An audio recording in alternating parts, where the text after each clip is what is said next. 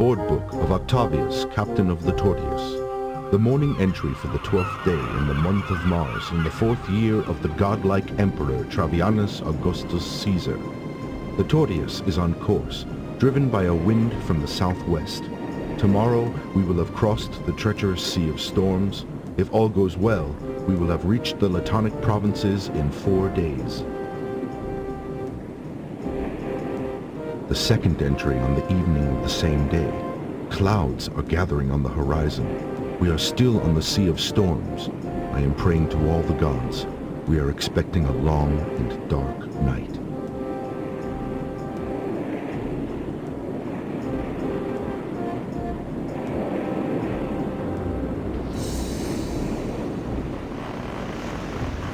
The morning entry for the 18th day in the month of Mars. The storm pounced upon us like a predator in the night, and I had to throw out the drag anchor. For 4 terrible nights, the wind drove us deep into the darkness. The lookout was the first to notice the danger when a lightning bolt illuminated the fatally close rocks.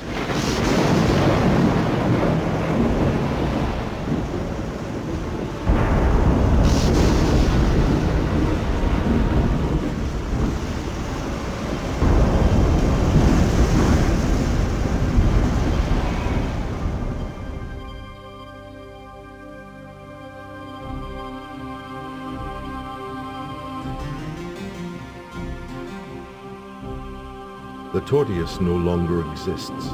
What remains of my trusty ship is now driftwood on the sandy coastal bank of this unknown island. The stars tell me that we are nowhere near the familiar trading routes. We cannot hope to be found soon. But let the gods be thanked, we are still alive, and the island appears to be fruitful. We still do not know if we are the only people here.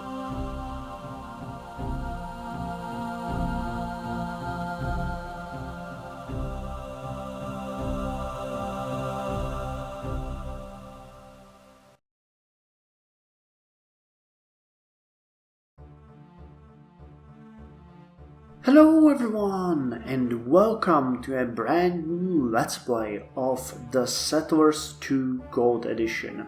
This is a 1996 game made by Blue Byte, and it is a special place in my heart because I have played this game extensively in my youth, and I always enjoyed it because it has a certain charm that some of the more modern games lack.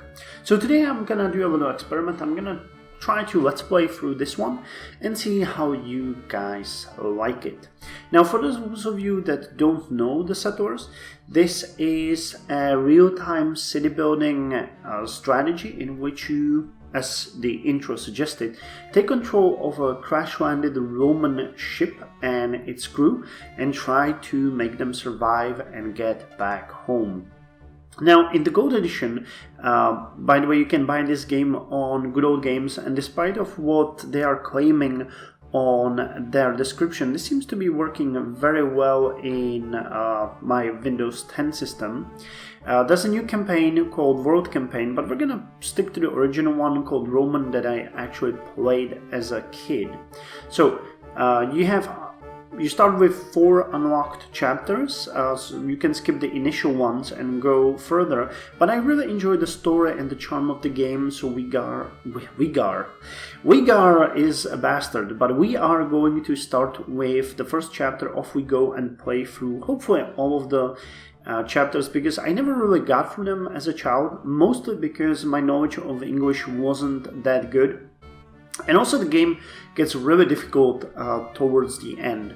I'm gonna try to use the initial chapters to describe how the game works, doing fairly a lot of skips as we go, because the game is mostly about city building but doesn't allow faster time movement, so it would be, you know, everything all over again with each mission, so we're not gonna do that, so don't worry. But in the beginning I'm gonna go through everything and show you how things work and explain that. So let's go with Off We Go. Diary. We will get these diary updates as we go because they give you the main story. This is the diary of Octavius, who you saw in the introduction, and I kind of want to say that when I was a child, the intro didn't work, so I had no idea what was going on. It's kind of cool to know that this is taking place in such an ancient Roman time. But I don't know who Octavius is, apart from him being the captain of the ship. There is no title here. So, Diary of Octavius. 4th day after shipwreck. Yesterday, all the survivors met in order to discuss the situation. Because there is no prospect of an early rescue, we decided to settle on this foreign island. The items salvaged from the ship will be of great help to us. The most important thing is to make use of the raw materials on the island in order to establish a settlement. We urgently need accommodations for a woodcutter, carpenter, and stonemason. Build accommodations for a woodcutter, carpenter, and stonemason. So in the beginning, the game is giving you these simple tasks where it teaches you how the economy works. Basically, you got your headquarters. In this case, we have just a tent with all of these various resources and people who use tools that you see in here. So we don't have any extra tools, but we do have people wielding these tools, so we already have those, and we have to make sure that they work for the greater glory of our colony and thus of Rome. The map has a really huge charm to me. Maybe it's nostalgia, but I really like the graphics, the way they're made. You can see all these tiny things. You can see the rabbits, which we can hunt. You can see the stone. You can see trees, and fish are in the sea, which you can take out. So it's a really good, really calm game that will allow you to have fun for many hours. But I should stop praising it and start playing it. So when you press spacebar, you will see these kinds of things on the map. They show you where you can build various buildings and what sizes they can be. There are 3 sizes of buildings. There's a hut, there's a house, and this would be castle. Okay, so it doesn't really mean that there are so many castles in the game, but there is a castle building, and you can build various things. Like on the castle building, you can build, on the castle slot, let's call it, you can build all of the smaller buildings as well. But on the smaller places, you can of course build only the smaller buildings. So we're gonna start by doing something a bit bigger than we usually do, because I remember that you need a lot of wood. We will need that for all of the buildings that we get, and we will also need a lot of stone. So instead of building just 1 woodcutter, we're gonna build 3, and we're gonna build 2 stonemasons here so that they work on this. Now I'm gonna reserve these border plots for the fishermen. So let's build a woodcutter here, another here, and 1 more here. 3 ought to be enough. And you can see that I'm connecting these using these, sort of ways. Well, they're not sort of ways, they're actual ways, they're paths on which your people will transport the resources, as you will see very soon. We also need a sawmill. I'm gonna build 2. And I'm gonna chill a bit now because I don't want to run out of resources. Now we don't have that much. We have 15 pieces of... That's actually not... Oh, they call it boards. Okay, wood is the logs that they cut from trees. They will be cut here and transported to the sawmills, which will turn them into usable boards, which are then used to build your houses. So you can see how the economy works here. They're carrying out these boards, and they will be carried to the respective building places, where the builders will turn them into houses, which is extremely cute, but also brings up one of the very important things you need to keep in mind, and that is that you need to design your settlements in a way that will allow for efficient transport of materials. So for example, if you build a farm over here and a windmill over here, it will have to be transported across your main pathways and just create a huge jam where your people won't be able to carry these resources around.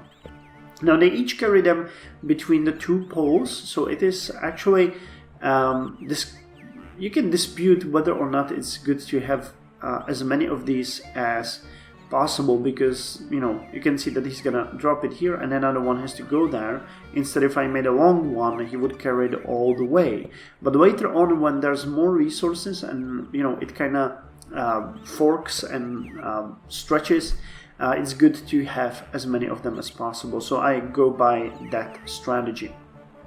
And one thing that I always really enjoyed is the way they build these houses, because they actually make these little frames and then they build upon that. It's really nice. For a game that came in 1996, I have to say it was just charming. Okay, and we might have... Okay, I think we ran out of builders, which is the reason why we don't have more of these buildings being done. But we should be okay for another building here. So I'm gonna give an order to start building. Actually, we could put another fisherman here, but no, let's not do that yet. Let's just build the quarry here and here. We'll have 2 quarries, 3 woodcutters and 2 sawmills. Now this might be a bit overboard, but every single time I played this game in the past, I learned that you never have enough of wood. So once the building is finished, the builder will retreat from it and you will see that the building is unoccupied. And here we have our woodcutter going to the house. And once he arrives there, he will proceed and cut trees for us. So you can observe each of your citizens and look at how they're working. There's a lot of statistics which into which we will get later on, but now we're just starting. So enjoy the slow-paced building of the Roman cities. So you can see that he's already here chopping wood, and the second one as well. Okay, the third one is still being finished. I think we might have... Oh, we got a lot of them. Okay, so no problem. So they're already working on these logs. You can see that they lay them in front of their house and your people will then carry them. First they will carry them to the headquarters, but once our sawmill will be finished, they will carry it directly there. Yeah, okay, let's make sure that there can be a path here, because we will need to go north. You have a handy minimap that you can look into and turn the map of your control territory, the houses, and the paths off. Defaultly it's all there, but we don't need that now. Now I'm gonna do a little spoiler alert. This is in the first mission you don't encounter any enemies, so we don't have to be afraid of any conflict or losing this mission. The worst we can do here is just be such a bumble cluster that we will have jams and but it's good that they teach you how to do this game. And as I mentioned, I played it, gosh, I don't know, 15 years ago, the last time I played it. But once I saw it on Good Old Games, I snagged it during the Christmas sale, and now as I have a bit more time at my hands, I decided to play it. Which is kind of funny because I bought it somewhere in January and it's July. So yeah, my life is kind of busy recently. But the sawmill is finished, so now we should see them transporting these wooden logs into there, and the sawmill's actually working on it. And we'll have the 2 quarries finished soon as well, which will be fine. After which we can progress to the next quest, which I believe will be building a forester, which is a man that will plant trees here. But I have to make sure that they don't plant on the beach, because I would really like to have 2 fishermen there that can go ahead and fish for us. And as you saw the animals on the map, you can also build hunters that will hunt these animals.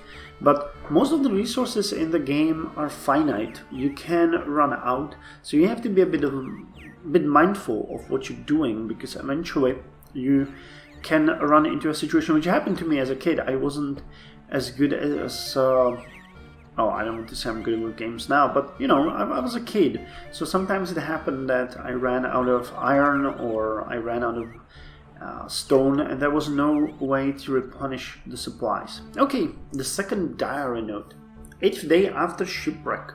The basic requirements for building up our settlement have been met. However, the supply of trees in this region will not last long. We need a forester to ensure a long-term supply of timber. Build a forester. So we're gonna build that guy here. Just one for now, because we don't want to run out of places. He's actually really active. I think that like having 4 woodcutters and 2 foresters would be a good ratio, while having 2 sawmills should ensure that we will have enough logs. Yeah, you can see that there's a backlog here.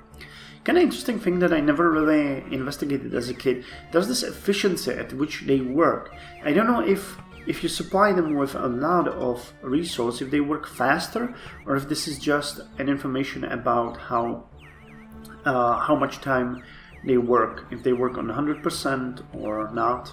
You can see that our woodcutters are working at about 45% efficiency each. And the quarries are finished. Okay, here you can see them mining some stone for us. So the basics of our economy are laid. Now the next which we will need will be getting some food for our people, which is actually consumed by certain buildings, but you get that early enough so that you can build a sort of a supply for later times.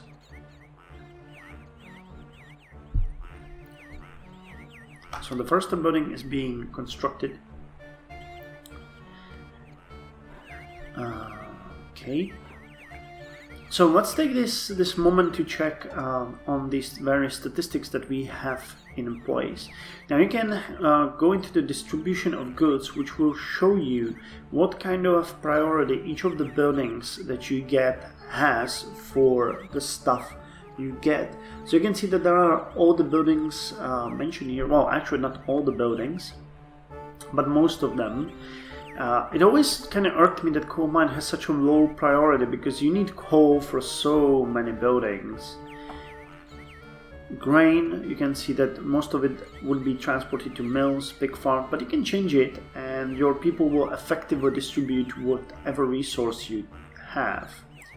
Then there is the transport, which I won't. I don't know what. Oh, okay.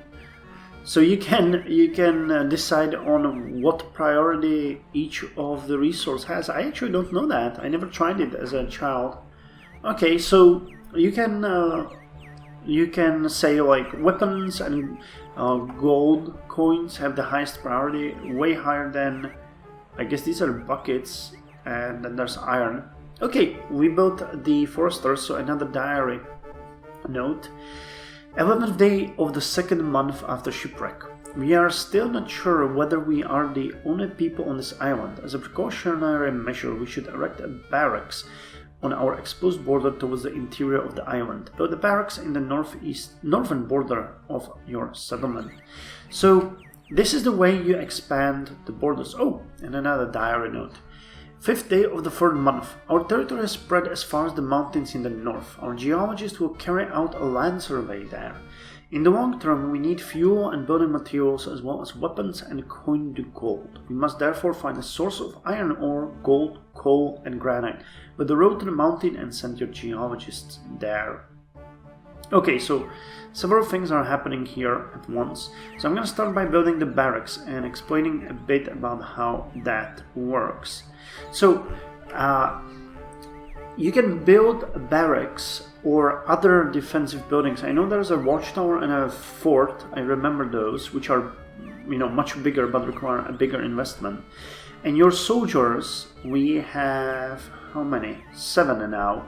Will move into your barracks, and once they occupy it, the border will expand. Now this is the way you go around expanding your territory, but if you encounter enemies, these soldiers will actually defend your territory and fight for it. Now, as you can guess, the barracks are the smallest buildings. I think they only house 3 people, meaning 3 soldiers. There's several levels of soldiers that you can have. You have privates, you have privates first class, you have sergeants, officers, and generals. Now, you upgrade your troops from the lower levels to the higher levels, making sure that they are as skilled as possible, and they will fight your enemies. Now, privates I think have only 2 health points, and they are not very good at fighting. Privates first class should have 3 health points, so I guess each one of them has an extra health point, and they also fight better. So with a bit of luck, your private can defeat a private first class, but he will never ever defeat the general. So it's kind of cool the way you have to manage your troops and make sure that they are where you want them and how you want them. It's really fun. It is really fun. We might actually go ahead and do the geologist thing as well while we are here. Couldn't we? Okay, so we kind of locked off many of the buildings, but I'm okay. You can call it geologist. Do we have like 4 or where are they? It's a stonemason. Oh, here they are. Okay, so I called all of them. Here they go. 1, 2, 3, 4. Okay, so I was lucky. We have 4. And you will start surveying the area, not only inside your territory, but also outside, and searching for valuable resources like coal, gold, iron. I think they also search for water. Yeah, don't go south, go into the mountains. Okay, so you are smart, you're going up there, but you're gonna search here. Oh. And I think we might have cut out most of the trees that we have here, but the forester is working, which is good. I'm gonna build a second one. Foresters can be at the edges of your territory because they will, never actually need the path. They just plant trees. 16th day of the 6th month, we found iron ore and are now able to produce weapons. There are now no obstacles to further exploration of the island. First, you must construct both an iron mine and an iron smelter. An armorer can then start to produce swords and shields. We must also provide the miners with food. Our stocks are almost exhausted. We need hunters and fishermen. Build an iron mine, an iron smelter, and an armory. Okay, I'm actually gonna start by building the fishermen. The fisheries here, so that we get those ready. And do I want to... Actually, yeah, I'm gonna build one more woodcutter here. So, oh, look at that! We actually have the troop, and I missed that. He was walking there, the soldier, and we have only 1. Okay, I know why. There is a setting here, yeah, for how many troops will settle in your building. So let's turn it to max, and we will see another one walking to the barracks. So you get only 2 there, but, So this is the... No, not this one. This one, that's the private. So the private will now occupy the barracks. It doesn't, make any difference if there's 1 or more. But in case your barracks are attacked, the more troops you have there, of course, the better you can defend. So geologists have found spring. We are now able to supply fresh water to our settlement. Where did you find water? Oh, here. Okay, well, I guess there's no water here nor here. So... Will you find water here? No. Okay, so there's only water here and we cannot build there, so that doesn't really help us. So now we're gonna build the fisheries. I also think we should build the hunter. So let's build a hunter here, so he can provide us with a bit more meat. And I'm gonna set... well, we'll need to get better access to the mountains here, so let's... Build 2 barracks here.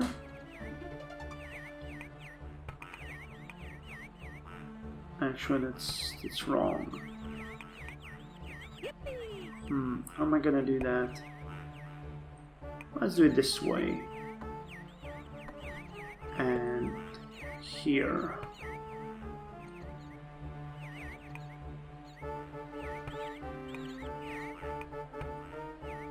Okay, let's spawn them like this. That's not gonna hurt anything. So we effectively blocked most of this territory, but this will allow us to get more access to the mountains and also to this rich land. I would also like to maybe build another fisherman here. I don't know, we should have more. Yeah, we got 4 more, so that's fine.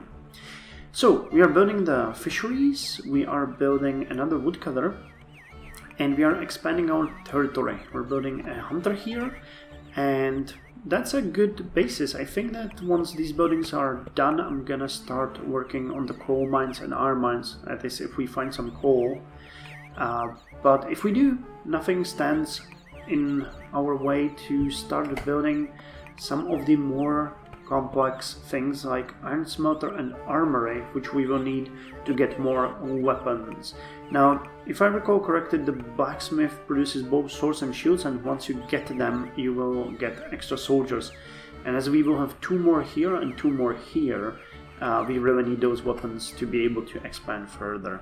Anyway, that's all for this episode. I hope you enjoyed the first part, and in the next one we're gonna set up the mines and start producing some weapons. So join me then, and have a nice day.